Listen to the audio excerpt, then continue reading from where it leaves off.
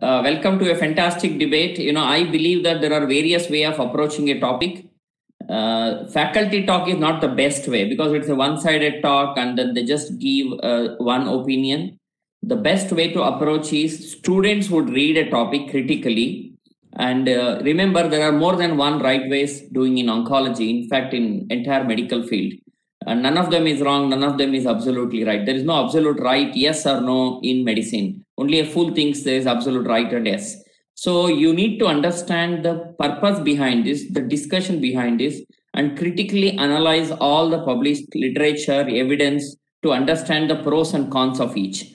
Always a debate given by student, monitored and critically discussed by expert is the best way. So what better way to understand the esophageal cancer than the everlasting existing two views of same coin, which is the lymphadenectomy. So for this, today we have Vartika and Syed who are going to defend 2-field versus 3-field, and two fantastic, very senior faculty in surgical oncology, especially who are great interest in this particular topic. Dr. Rudra Acharya, who is a director of Paras Cancer Hospital and a very senior surgical oncologist, and also Sabita, who is a pioneer thoracic oncology division in Tata.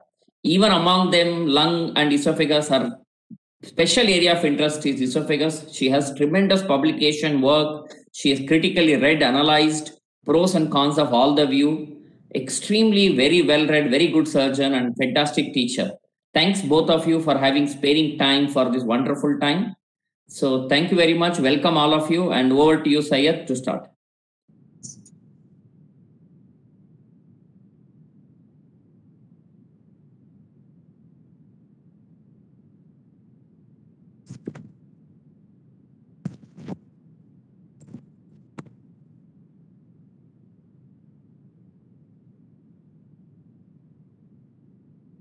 Good afternoon, everyone. Today we'll be discussing 3-field versus 2-field lymph node dissection in esophageal cancers. I'll be speaking in favor of 3-field dissection, and I am Dr. Syed Shujat.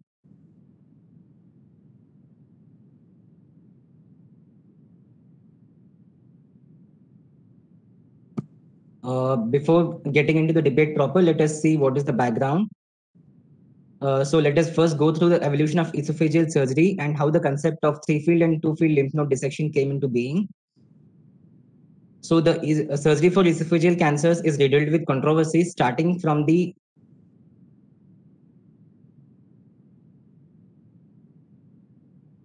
surgical approach, that is TTE, that is transthoracic versus transhiatal, extent of lymphadenectomy, that is 2-field versus 3-field dissection, site of anastomosis, that is thoracic versus cervical anastomosis. So because of the controversies at every turn of the esophageal surgery, there evolved group of surgeons following different principles, leading to different schools of thought on both sides of the spectrum. So first came in the evolution of cancer surgery, first came the era of safety. This was the era of Halsteadian principles, but this was not applied in case of esophageal surgeries because of lack of medical technological advancements. Hence, only transthoracic esophagectomies used to be done without any lymphadenectomies. And then came the second period, that is the era of radicality, during which the medical advancements had taken place, and this is also the period where 3-field dissection had come into being. And then came the era of quality of life, that is minimally invasive surgery on the backdrop of ERAS protocols.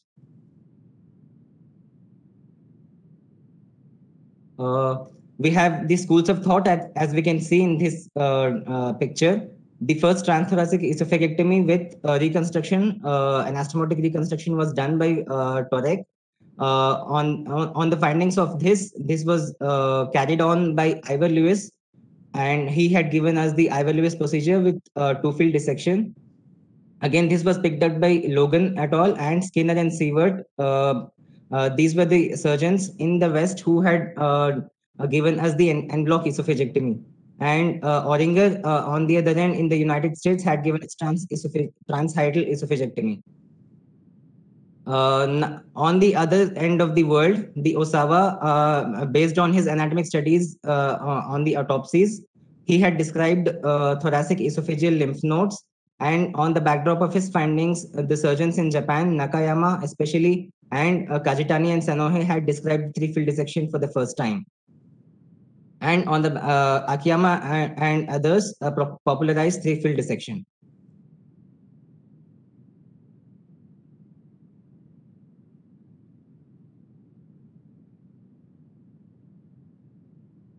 Now, coming to the question, is lymphadenectomy necessary?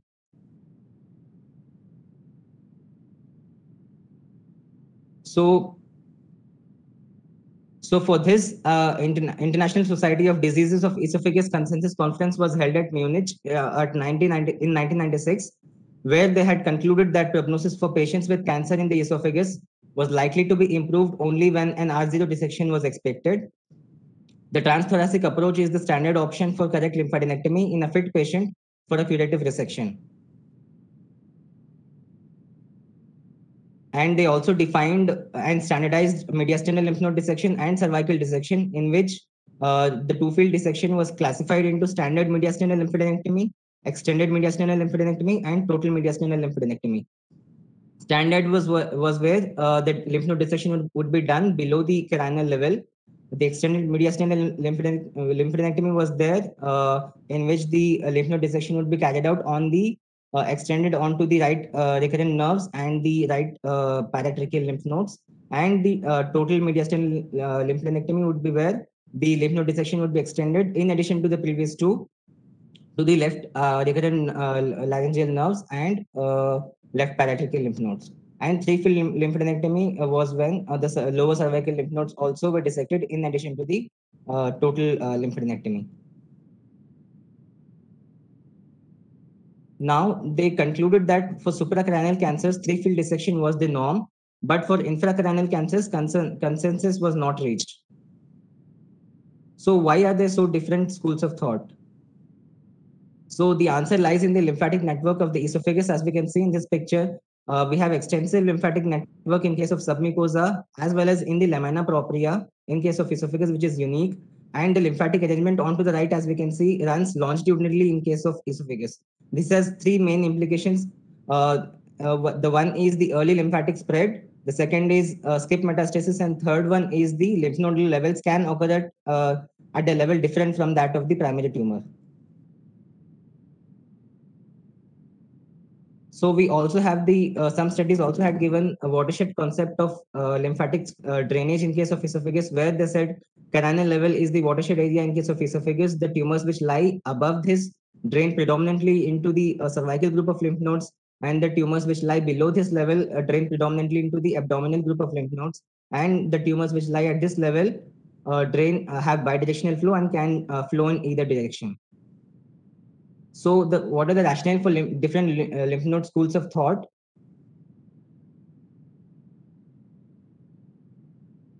So the first one is lymph node metastasis indicate. The first few surgeons think that lymph node metastasis indicate systemic disease, and their removal does not improve survival. These are the surgeons who do THE, that is transhiatal esophagectomy, without any lymph node dissection.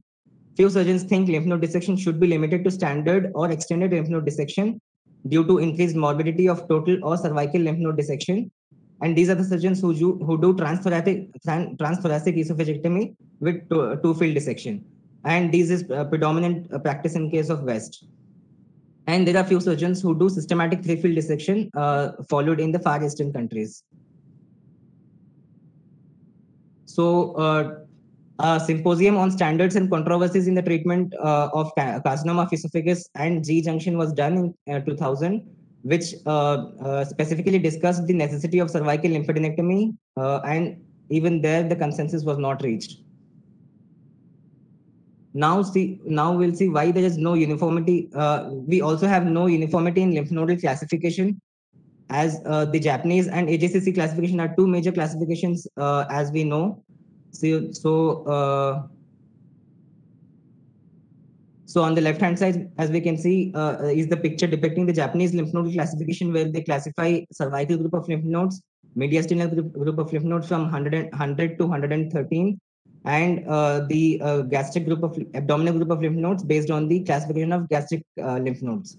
On the right-hand side, we can see the AJCC classification, which is based on the number and not the location. The difference is not just the names and numbers, the difference is also in the anatomical boundaries of these lymph nodal groups.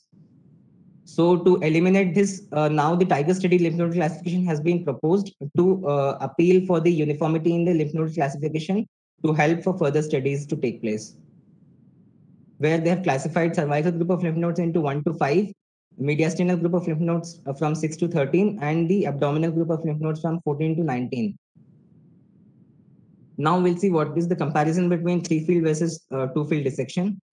So the main difference lies in the in the clearance of cervical group of lymph nodes. Thus, recognizing the role of cervical lymph node metastasis correctly makes it easier to find the patients that benefit from 3-field dissection. We'll first go through the incidence of cervical lymph nodal metastasis, as this is the point of contention between 2-field and 3-field dissection. The overall incidence based on various series and studies is 23 to 49% in case of overall CA esophagus, in which among the upper third cancers, the incidence is 13 to 47%. Among the middle third cancers, it is the 14 to 60%, whereas in case of lower third, it drops down to 15 to 30%. So what are the oncological outcomes and morbidity and mortality among these dissections? So we'll first go through the oncological outcomes of 3-field dissection. As we can see, the 5-year overall survival in various studies has been given, and it ranges from 41% to 73%. And but the majority of these studies had been conducted on squamous cell carcinoma, and only few studies had been done based on adenocarcinomas, which include the Lerut et al. And Altorki et al. And when we go through the oncological outcomes of 2-field dissection, we can see that the 5-year survival drops down as compared to 2-field dissection, which ranges from 23 to 60%. Again, here the majority of studies have been focused on squamous cell carcinoma, because majority of the studies had come from the eastern countries which have predominant squamous cell carcinoma histology. So this table again compares the 5-year survival of both the fields. As we can see, 3-field has improved 5-year survival rates as compared to 2-field dissections. So this table again focuses on the comparison between 2-field and 3-field dissection in terms of overall survival as well as morbidity and mortality. As we have seen, overall survival is improved with 3-field dissections in majority of the studies, but the majority of the studies had been retrospective comparisons, and only few studies were randomized clinical trials. But the point of contention here to note is that the mortality, which is similar, but the rate of recurrent laryngeal nerve palsies is quite high in case of 3-field dissection as compared to 2-field dissection.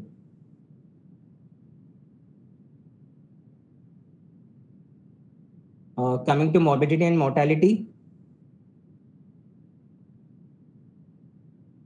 the morbidity after 3-field dissection is high. That is, it ranges from 46 to 80%, and the most frequent was pulmonary complications as compared to anastomotic leakage and recurrent nerve injury. The major contributing factors for pulmonary complications are the recurrent nerve injury, tracheobronchial ischemia, pulmonary vagal denervation, and poor pulmonary lymphatic drainage. This can also occur in case of total lymphadenectomy if we do in case of 2-field dissections. So we'll go through a few of the landmark trials that have been conducted in comparing these two dissections.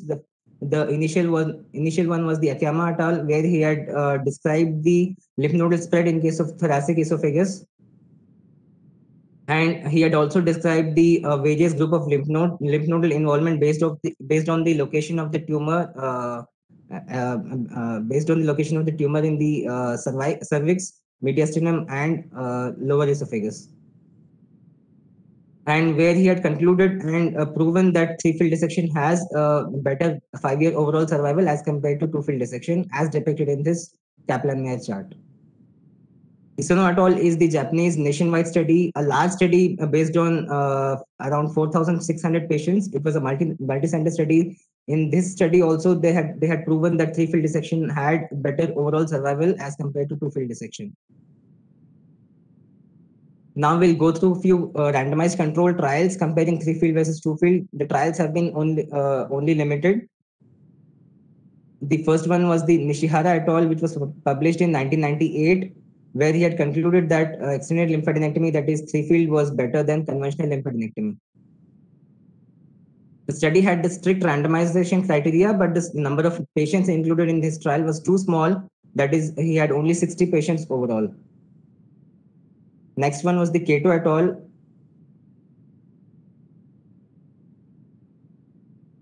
He also reported similar results as Nishihara et al. Did. The 5-year survival rates in his study was 48% in three-field dissection group as compared to 33% in case of two-field dissection group.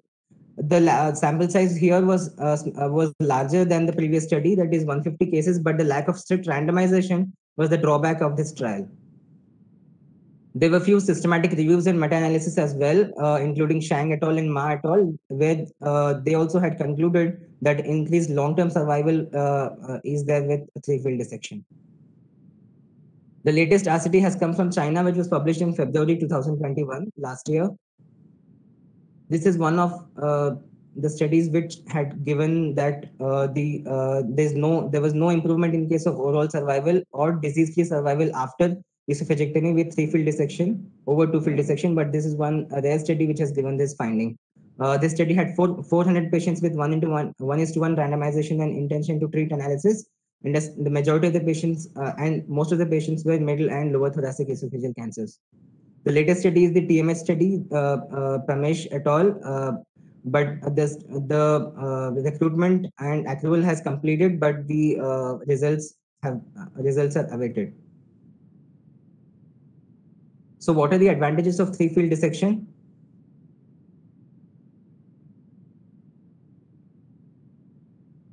First one is the accuracy of lymph nodal staging, increased elimination of tumor cells. Upper mediastinal lymph nodal dissection can be performed better because of the added cervical procedure. And as we know, and it has been proven that recurrent laryngeal nerve lymph nodes have higher incidence in case of thoracic esophageal cancers. Now we'll go through lymph nodal dissection in case of special situations. Based on tumor location, in case of squamous, based on tumor location, there is unanimous data favoring three-field dissection in case of upper and middle third cancers, which have been given by Fang et al. And Fujita et al. But there is conflicting data with respect to lower third cancers. Now, based on tumor type, in case of squamous cell carcinomas, there is unanimous evidence that three-field dissection is favored in case of squamous cell carcinoma, but in case of adenocarcinoma, few studies have shown survival benefit with three-field dissection, including Leduc et al. And Altork et al. But some studies have shown dismal prognosis in patients with cervical lymph nodal mets, where they have said the patients who had cervical lymph nodal metastasis had no prognosis beyond 2 years. Hence, currently standard two-field dissection is favored in these patients unless upper mediastinal lymph nodes are present preoperatively. Now, what is the relevance of lymphadenectomy in the era of neoadjuvant therapy?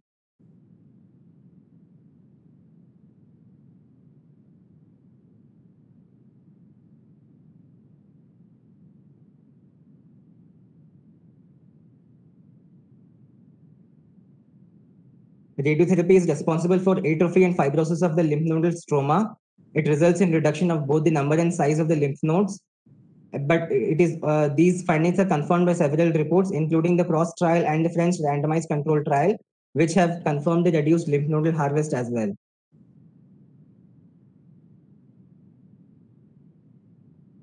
Hence, due to the lack of high quality studies on this issue, it seems that lymphadenectomy in this scenario is associated with survival benefit only in certain subgroups of patients, that is, those who are not downstaged and those with persistent lymph nodal metastasis after chemoradiation. So, to summarize,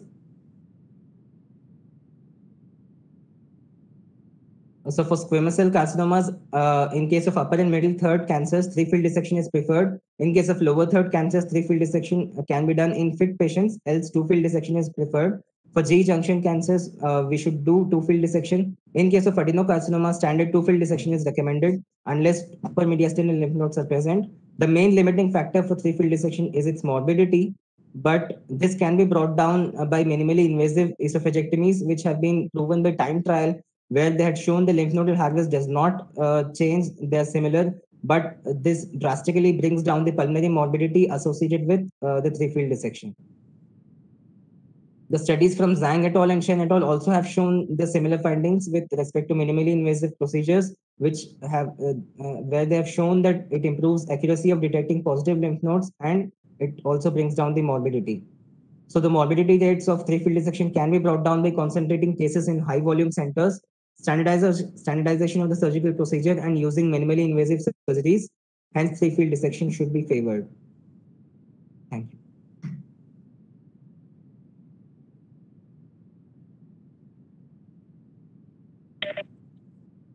Okay, I think we will have the presentation from Vartika. Then Sabita and Rudra will discuss and analyze that. A very good morning to my respected teachers, seniors, and colleagues. I hope my screen is visible.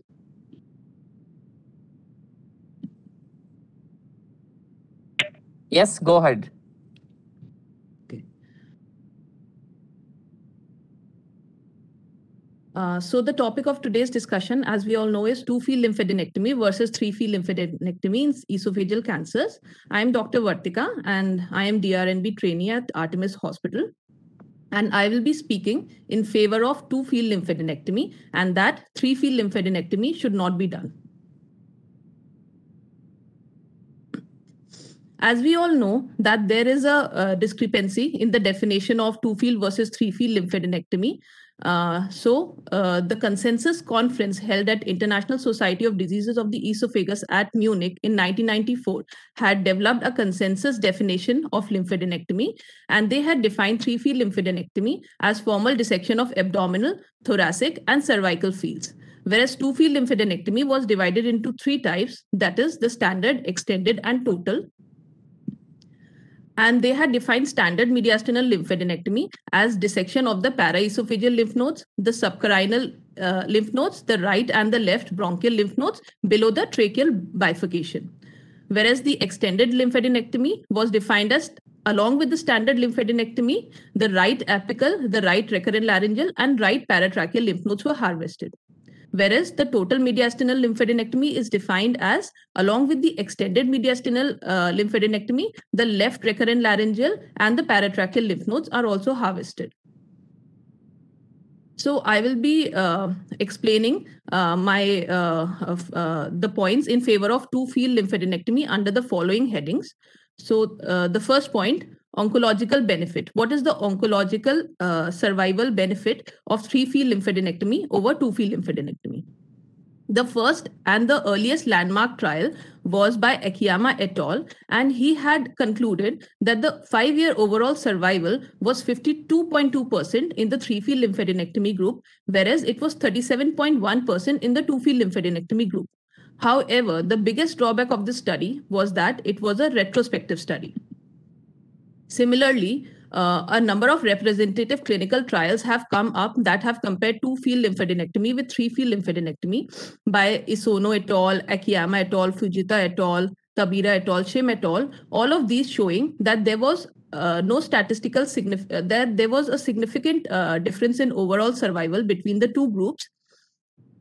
However, the biggest issue with these studies is that all these studies are retrospective in nature, and what all studies we have that define the that are randomized in nature are by Kato et al. And Nishihara et al. But these studies are also associated with a few drawbacks. So this study by Kato et al., which was although a randomized controlled trial and had shown the superiority of three-field dissection over two-field in the sense that the overall survival was better in three-field and it was lower in the two-field, but the randomization protocol in this study was criticized. The criticism said that the selection bias was not that there was a selection bias present in this study, and the two groups, that is the three-field and the two-field groups, were poorly matched. It was seen that the patients in the three-field group were of a younger age group, whereas in the two-field group were of older age group, that is 64 years. And this difference was statistically significant. They also commented that the location of the tumor was high. The middle esophageal cancers were higher in the 3-field group as compared to the 2-field group. So it was said that this could be a reason of the poor survival that was seen in the 2-field group. Coming to the study by Nishiara et al., this was also one of the earliest randomization controlled trial that had proved benefit of 3-field over 2-field. But the biggest drawback of this study was that this study had a very low number of patients. That is, only 62 patients were randomized. So as we can see here in this graph, that the 2-year and the 5-year overall survival was superior in the extended lymphadenectomy group, but it was low in the conventional group. But the statistical significance of this overall survival, the difference of the statistical significant difference could not be established in the patients because the power of the study was low. That is, the number of patients that were randomized were quite low. Only 32 cases were compared with 30 cases. So the latest evidence that we have is by Bin Li et al., which was a Chinese study. They had compared 3-field versus 2-field in middle and lower thoracic esophageal cancers. Till date, this is one of the largest studies that compares 3-field with 2-field. And they have compared only middle and lower thoracic esophageal cancers, considering the fact that 3-field lymphadenectomy is required in 3-field in upper esophageal cancers. So in this study, they had randomized up to 400 patients into 2 groups, containing 200 patients in each group.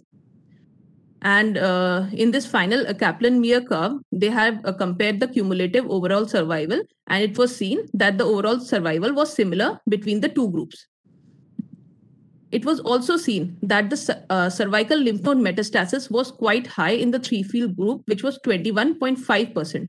But even with such a high number of cervical lymph node metastasis, the overall survival and the disease-free survival was similar between the 2 groups.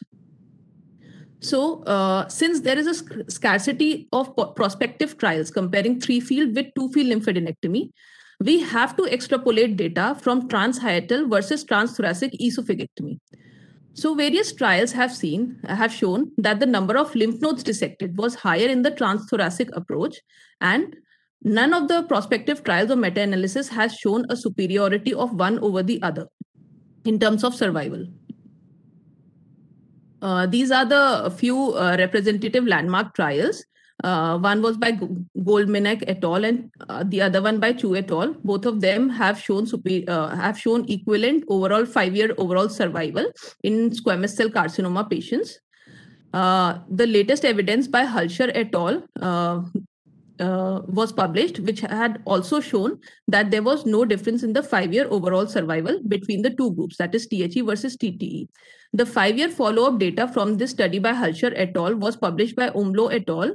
Recently, and they had shown that the 5-year survival was 34% versus 36% between the two groups, and thus this difference was not statistically significant. Similarly, this was a meta-analysis by Boschier et al., and they had also concluded the same thing, that there was no significant difference in the 5-year survival between the TTE group and the THE group. There were other meta-analyses by Hulsher et al., Rindani et al., which have also concluded that there was a non-statistically significant difference between the overall survivals between the 2 groups. So by these studies, we can conclude that extensive local regional surgeries will not have much benefit in the survival of the patients. This was another meta-analysis which was strictly restricted to squamous cell carcinomas, and they had compared, this was actually the first meta-analysis which had compared squamous cell carcinomas only. But again, the disadvantage or the drawback to say of this trial was that mostly all the studies were retrospective in nature. They had concluded that although the blood loss was low in the 2-field group, the dissected lymph nodes were higher in the 3-field group. Although the complications were equally distributed, were almost similar between both the groups, but anastomotic leakage was significantly higher in the 2-field group. And here we can see in the forest plot that the overall survival between the 2 groups was almost similar. Now, Lagren et al. came into being in 2016, and he questioned the role of extensive lymphadenectomy in patients. This in his study that was published at a high volume center in UK, and he included 606 patients, and he concluded that the extent of lymphadenectomy was not statistically significantly associated with 5-year all-cause or disease-specific mortality, in the sense that he showed that the treatment effect differed depending on the number of positive lymph nodes that were harvested. So if the number of positive lymph nodes was 0, that is N0, this difference was not statistically significant between the two groups. But if the number of lymph nodes was limited to 8, this difference came out to be statistically significant. So the survival was better in the TTE group versus the THE group. But if the number of lymph nodes were more than 8, that is, if there is a high tumor burden, this difference was not statistically significant. Similarly, Akiyama et al. And De Meester et al. In their group of studies have shown that the benefit only existed in patients who had a limited number of tumor burden, or to say the lymph nodal burden. So according to Akiyama et al., this benefit existed only if up to 7 positive lymph nodes were present, and De Meester et al. Had shown that this benefit existed only if up to 8 positive lymph nodes were present. Coming to the second point, that is stage migration. So it has been seen that since that 3-field lymph in various retrospective studies, it was shown that 3-field lymphadenectomy patients had a better overall survival. But critics explain it that there was a higher stage migration. It is said that since a larger number of lymph nodes were harvested in the 3-field lymph node group, so a better survival was seen in these patients as compared to the 2-field lymph node group of patients, in which a lower number of patients lower number of lymph nodes were harvested. So there is no foolproof way of negating this effect of stage migration. The only possible way of negating this effect is a proper randomized trial. And till date, there is no proper randomized trial available except the Chinese trial that we had discussed. And we are still waiting for the Tata results that are yet to be published. Coming to the high morbidity. So we all know that the mortality of 3-field lymphadenectomy has come to acceptable levels, but the morbidity of the procedure still continues to be high. And the main morbidity features that we are looking into are recurrent laryngeal nerve palsy, the pulmonary complications, and the anastomotic leak. Nishihara et al. In his early study in 1998 had shown that the mean duration of surgery, the number of resected lymph nodes, and the mean blood loss was non-statistically significantly higher in the extended lymphadenectomy group. He had also shown that the recurrent laryngeal nerve palsy was higher in the extended dissection group as compared to the conventional dissection group, but this difference was not significant, whereas the incidence of tracheostomy, to note most importantly, was significantly higher in the extended dissection group as compared to the conventional dissection group. And the incidence of phrenic nerve palsy was solely limited to the extended dissection group.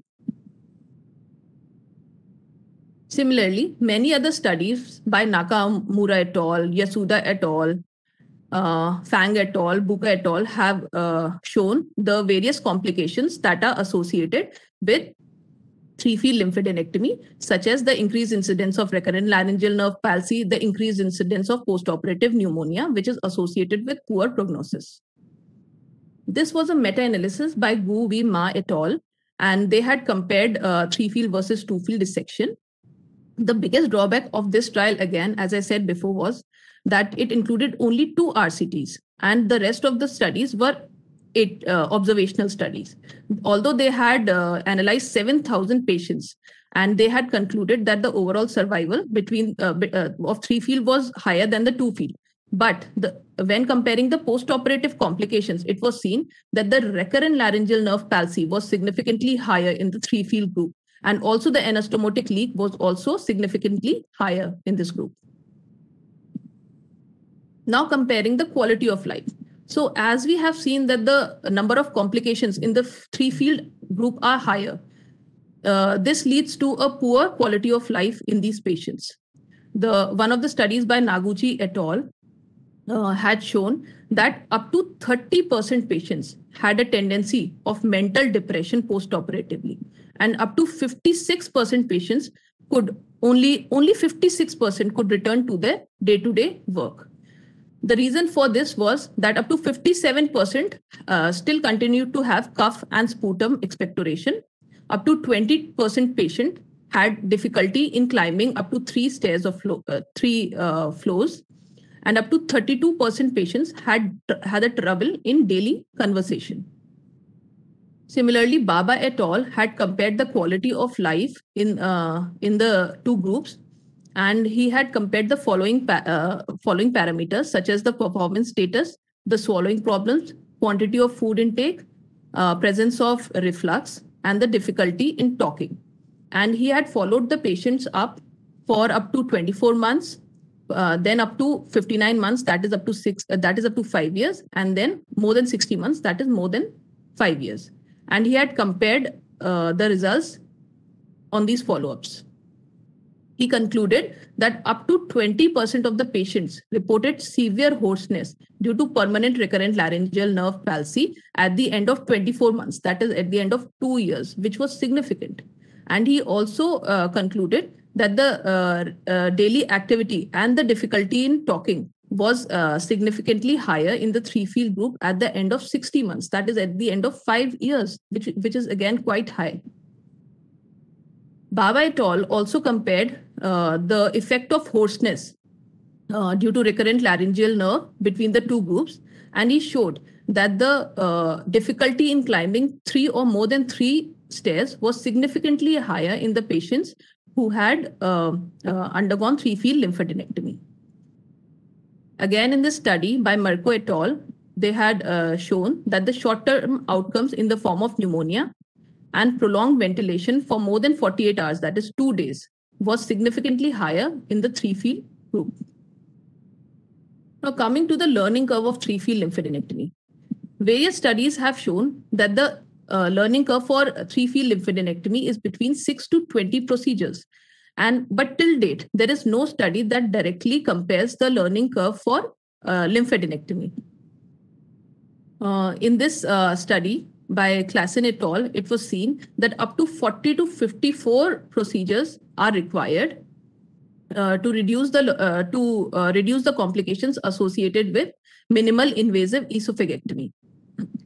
This study by Osugi et al. Is one of the studies which has compared VATS esophagectomy with extensive lymphadenectomy, and he had shown that up to 34 such procedures will be required to attain the learning curve, and this number of procedures is quite high. Demeester et al. In his study had compared his results of operative mortality in 1999 and 2006, and had shown that the number of patients who had undergone mortality was significantly lower after 10 years of experience. So we can conclude from this that the 3-field lymphadenectomy is a demanding surgical procedure, and it is likely that poorly regulated diffusion of 3-field lymphadenectomy, especially in the Western countries, can lead to an increase in the morbidity and the mortality. Now, is the cervical dissection necessary? In various series of studies by Akiyama et al., Fujita et al., Takibana et al., we all know that they have concluded that the incidence of cervical lymph node metastasis is up to 30%. But in a study by Law et al., they had shown that in patients who had undergone who had undergone 2-field lymph node dissection, the incidence of cervical recurrence was quite low. It was to the tune of 11%. Similarly, Marriott et al. In his series of 439 patients had concluded that although the incidence of locoregional recurrence was up to 20.5%, but the incidence of isolated cervical recurrence was only 3.6%, which is quite low. And considering the fact that 3-field lymphadenectomy is associated with such high morbidity, there's no point of going into 3-field lymphadenectomy in patients. Coming to autopsy and cadaveric studies. So it may not be fair to compare these two groups, that is the cadaveric and the clinical studies, but an Indian study which studied 10 cadavers, and they had shown that up to 183 overall lymph nodes could be harvested. A total of 183 lymph nodes could be harvested, whereas in various surgical studies, it was seen that the maximum number of lymph nodes could be harvested would be 85. So there was this difference was significant. Only 85 lymph nodes were harvested in the surgical studies, and 183 lymph nodes were harvested in the autopsy studies. So there's a lot of learning that goes into this before one can do an appropriate 3-field lymph node dissection. Coming to the impact of neoadjuvant chemotherapy. So this study had shown that the tumoral and the nodal downstaging happened in patients who had undergone neoadjuvant chemoradiation, and they had also concluded that this reduction of proportion of resected lymph nodes and the involved lymph nodes was significant.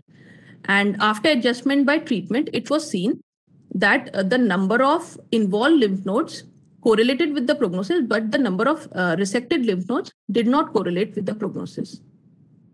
This study by Sridhar et al., which was one of the largest single institutional studies, had studied the lymph node harvest in esophageal cancers after neoadjuvant chemoradiotherapy.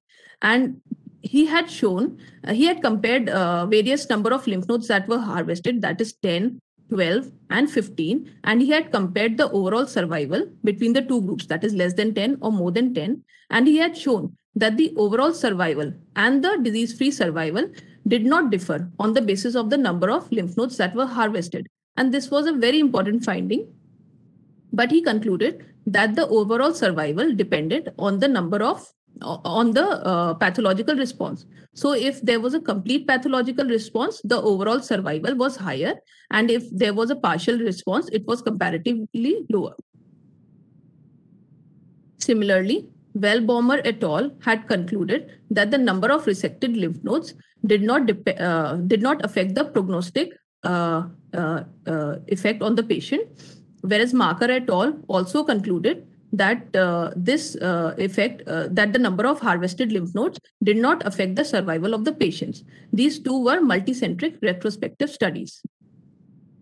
So to conclude, that till date, there is scarcity of evidence to prove the benefit of 3-field lymphadenectomy over 2-field lymphadenectomy, although there are a lot of studies which have shown the survival of 3-field over 2-field, but the quality of these studies is not good. And we still need high quality evidences for clear benefit. And we are still waiting for the results of the Tata study to conclude. And since we have seen that the 3-field lymphadenectomy is associated with accurate tumor staging, but it is associated with higher number of complications leading to a poor quality of life in these patients. So before deciding, the risk-benefit ratio should be measured, and the patients and the doctors should be well trained, and the surgery should be done in a center where high volume of patients is present. And the need of the hour is to go for inter-institutional collaboration, and the learning, we should work upon the learning curve to reduce the number of complications. Thank you.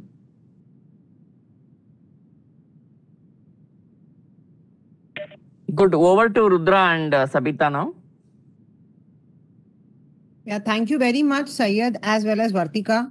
I agree with both of you, and you all did a great job. The slides were amazing. Your research into the topic and in the depth, especially from DMB students, is really highly appreciated. So, Dr. Rudra, would you like to go first? Yeah, I think both of them did a very good job in in-depth analysis of all the studies available till date. And but in the Indian scenario, because we give mostly chemoradiation to all our patients, number one. Number two, almost 100% minimal in whether it is laparoscopy or robotic. And so hence at present we feel that we have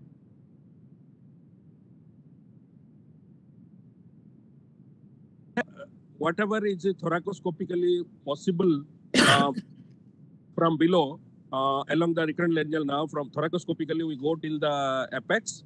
But left side, when you do the anastomosis, the left side neck dissection is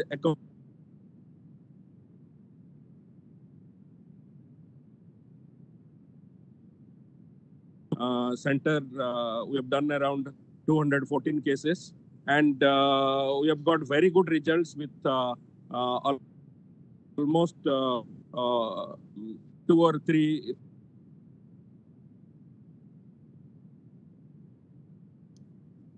that are being described are now quite low because of the minimal invasive approach, because previously extensive open surgeries and long hours of surgeries definitely had led to more complications. And but definitely most of the Chinese and Japanese studies that we see, they're mostly without any neoadjuvant. So there the extensive lymph node dissection, whether it is Osugi or Akiyama, they were all doing extensive open lymphadenectomy. Then the minimal invasive approach came later, but mostly they are without neoadjuvant. Hence, the lymph node harvest might be more because in our series we have around 40 plus nodes, not more than that post neoadjuvant chemoradiation. So I think it has to be properly selected as per the performance status of the patient, location of the tumor, type of histopath, all should be taken into consideration before attempting any type of deciding any type of lymphadenectomy in such esophageal cancer.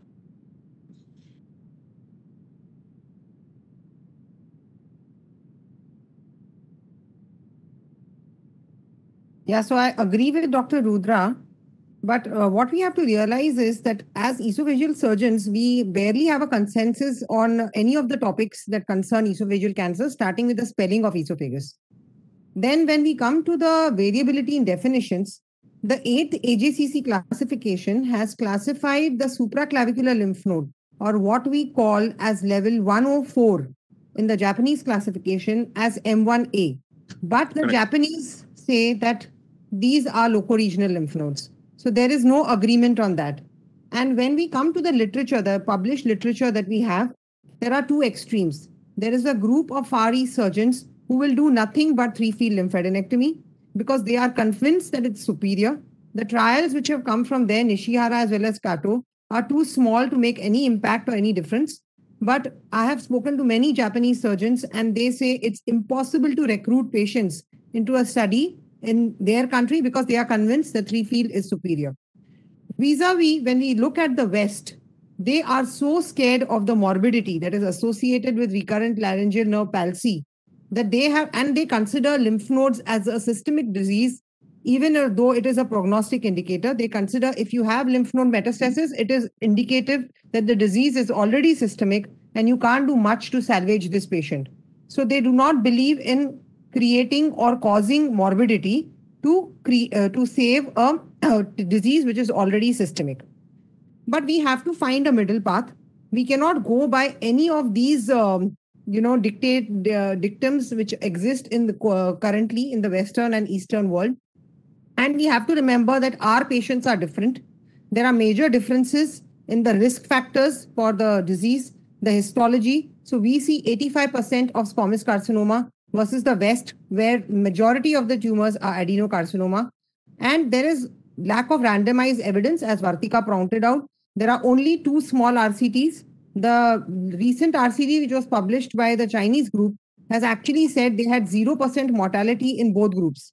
And I would very much doubt this data. If you are doing esophagectomy, even in the best of hands, you are going to have some morbidity and definitely you're going to have mortality. So if a randomized control trial reports 0% mortality in both arms, I will take that data with a pinch of salt. I would not tend to believe it completely. And all the meta-analysis, so there have been 5 meta-analysis after 2010. And all these meta-analysis have said that there is a trend for better outcomes in terms of disease, that is disease-free survival and overall survival with 3-field lymphadenectomy.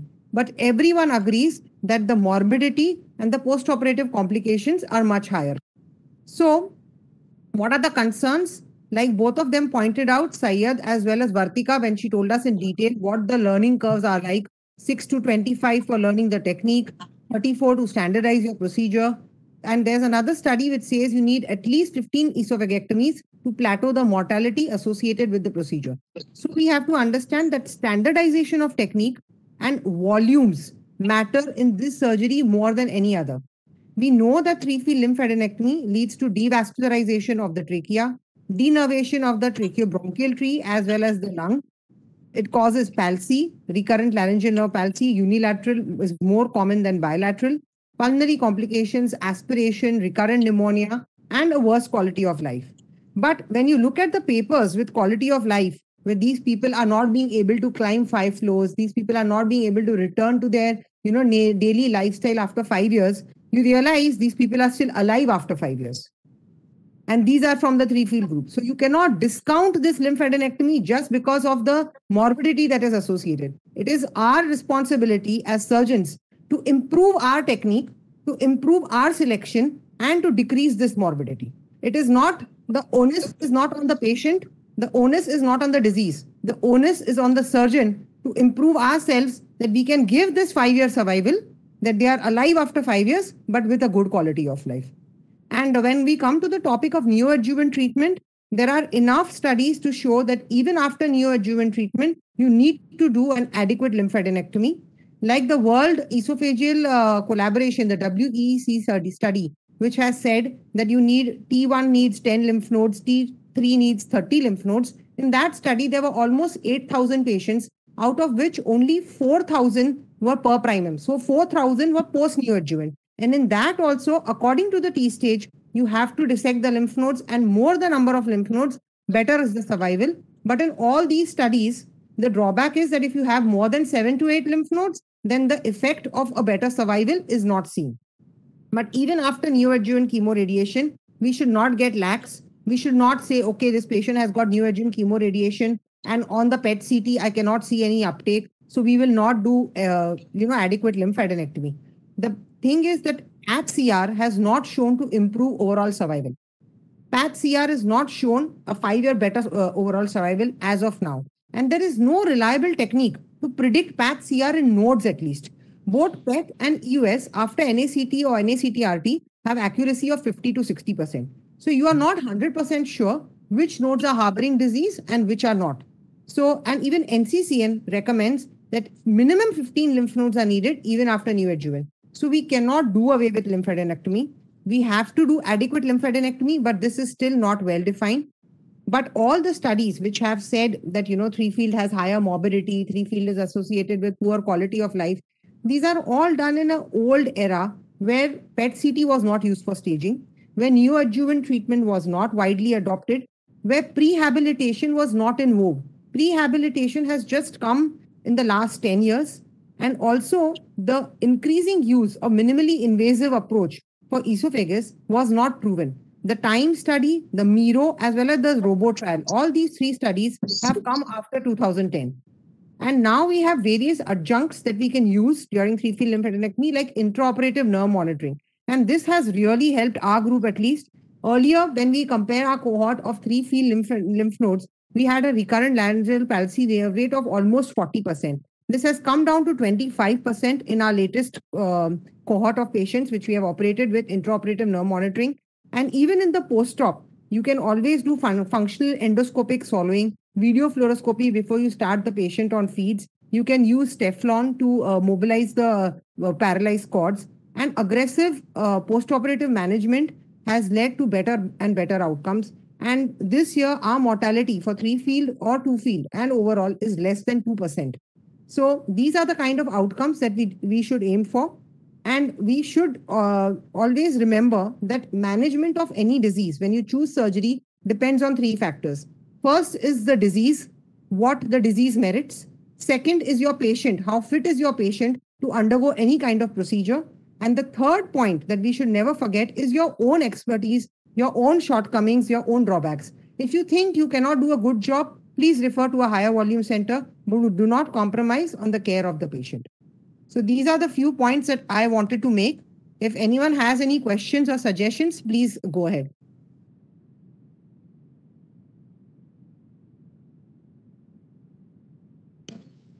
Any question from the presenters?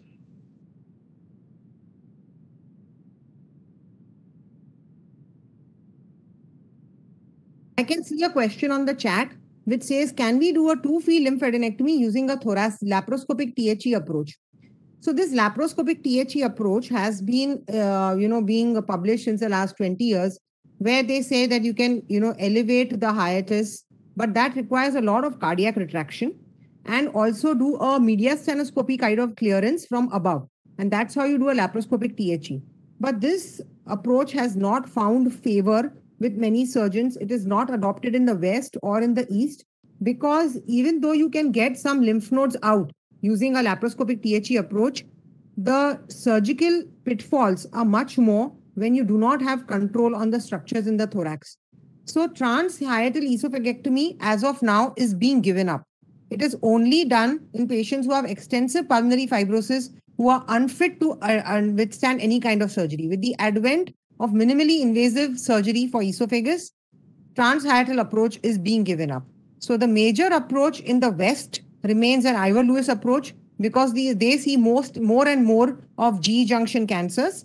So a Ivor Lewis approach helps them to get at least a standard two-field lymphadenectomy. At the same time, they do not dissect the recurrent laryngeal nerves, so the morbidity is also low. And in the East, in Japan, they are convinced that a transthoracic esophagectomy is the only way to go. So transhiatal as of now has a very limited role in the management of esophageal cancer. However, you cannot go above the carina. So that is a strong limitation. So I don't think it is advisable to go for a transhiatal laparoscopic esophagectomy. When you have when you are doing a thoracoscopy, it is better to go for a minimal invasive three-field esophagectomy rather than limiting to below carina. There's another question on the chat which is saying any role of frozen section of recurrent laryngeal lymph nodes on right side and only dissective positive. So this is actually a approach which has been advertised from Belgium. It is called the Leuven approach, where they do a total mediastinal lymph node dissection and they send the nodes for frozen section. If these nodes come positive, then they go ahead and add the cervical lymphadenectomy. If these are negative, then they stop at total mediastinal. But we have to realize that when you're doing a total mediastinal lymphadenectomy, you're still dissecting the left recurrent laryngeal nerve in the subaortic aortopulmonary window as also along the entire left lateral border of the trachea. This nerve is long and it is prone to get paralyzed because of its length and course and the lymph nodes which are found along it. So I think it is a good approach if you think that your patient is borderline general condition, may not tolerate, and if the lymph nodes turn out to be granulomatous, especially in the Indian subcontinent where tuberculosis is so prevalent, it's a good approach to take. Another point was that it is very important, as Sabita told, pre-habilitation, because all patients we must prepare before attempting surgery. Because if you don't prepare the patient well to withstand the three-field, is definitely a problem. So initially, when it started, the pre-habilitation was not being that much given importance, and similarly in the post-operative period, always when you do a extensive three-field dissection, there is always repeated bronchial toileting is necessary, because that is the only thing on which the patient continue on ventilators and they don't come out. So it is very important that the pre-habilitation and the post-operative bronchial toileting should be done, so to have a faster recovery. And these patients definitely, if when you do a three-field lymphadenectomy, the chances of recurrent nerve palsy will be higher.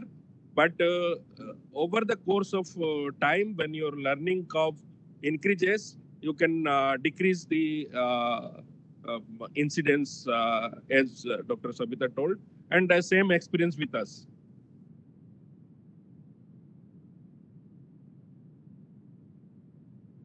There's a question on the chat. In the Tata study, what is the incidence of neck failure in two field? Yeah, so we are hearing a lot about our study. The thing is, we have randomized 700 patients and the accrual has taken 15 years. So we started in 2005. The last patient was accrued in 2020.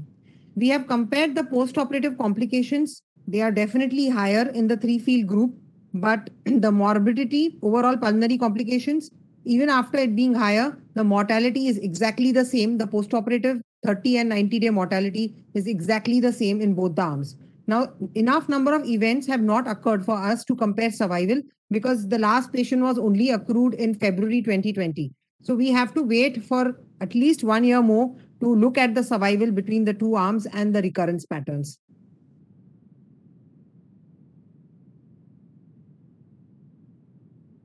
So very good job, Syed, as well as Vartika. Excellent. Your slides were fantastic, very comprehensive and concise, brief, to the point. And seriously, I couldn't have made better slides. Thank you so much for inviting me for this webinar. And I really enjoyed myself. And thank you, Dr. Rudra. Thank you, Dr. Somashekar. Thank you, Dr. Navneet. Yeah, same here. I think both of them did a very good job and very extensive in-depth analysis. And I thank Somsekar and NBE for inviting. Thank you very much. Thank you, everybody. Fantastic. Thank you very much. Beautifully done. Actually, the students were very, very good. They prepared it so well and made it very easy. Now we have to wait for Tata study from Sabita so to have a dedicated faculty talk. Thank you very much, Rudra and Sabita, for sparing time. And on behalf of students and my... Thank you. Thank you very much. Thank you, everyone. Thank you so much. And very nicely covered and beautiful way of analyzing. Thank you. Over to you, Navneet Singh ji. Thank you very much, Dr. Vartika and Dr. Syed for the presentation. And thank you very much, Dr. Rudra, Dr. Sabita, and Professor Dr. Somashekar for joining us. And thank you, trainees and faculty members for joining us.